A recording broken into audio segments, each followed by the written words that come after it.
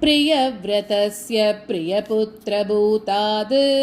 आग्निद्रराजादुदितो हिनाभिः त्वां दृष्ट्वा निष्टदमिष्टिमध्ये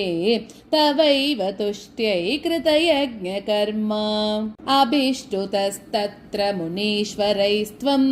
राज्ञः स्वतुल्यं सुतमर्त्यमानः स्वयं जनिष्येऽहमिति ब्रुवानः तिरोदधा बर्हिषि विश्वमूर्ते नाभिप्रियायामथ मेरुदेव्यां त्वमंशतो भूर्वृषभाभिधानः आलोकसामान्यगुणप्रभाव प्रभाविताशेषजनप्रमोदः त्वयि त्रिलोकी भृतिराज्यभारं निधाय नाभिः सह मेरुदेव्या तपोवनं प्राप्य भवन्निषेवी गतः किलानन्दपदं पदं ते इन्द्रस्त्वदुत्कर्षकृतादमर्षात् ववर्षनास्मिन् जनाभवर्षे यदा तदा त्वं निजयोगशक्त्या स्ववर्षमेन व्यददासु वर्षम् जितेन्द्रदत्तां कमनीं जयन्तीम् अतोद्वहन्नात्मरताशयोऽपि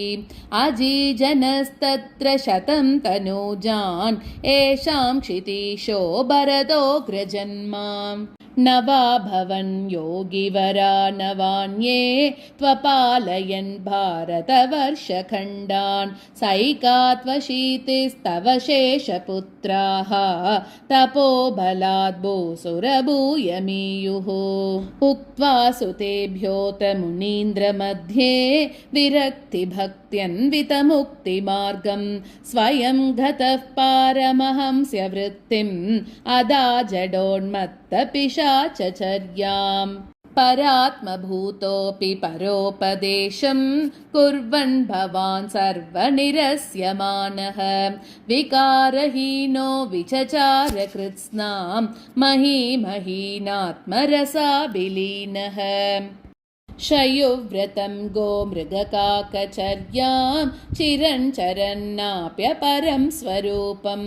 तवाहृताङ्गः कुटकाचले त्वं तापान् ममापाकुरुवातनाथ नारायण अखिलगुरो भगवन्नमस्ते सर्वत्र गोविन्दनाम संकीर्तनं गोविन्द गोविन्द।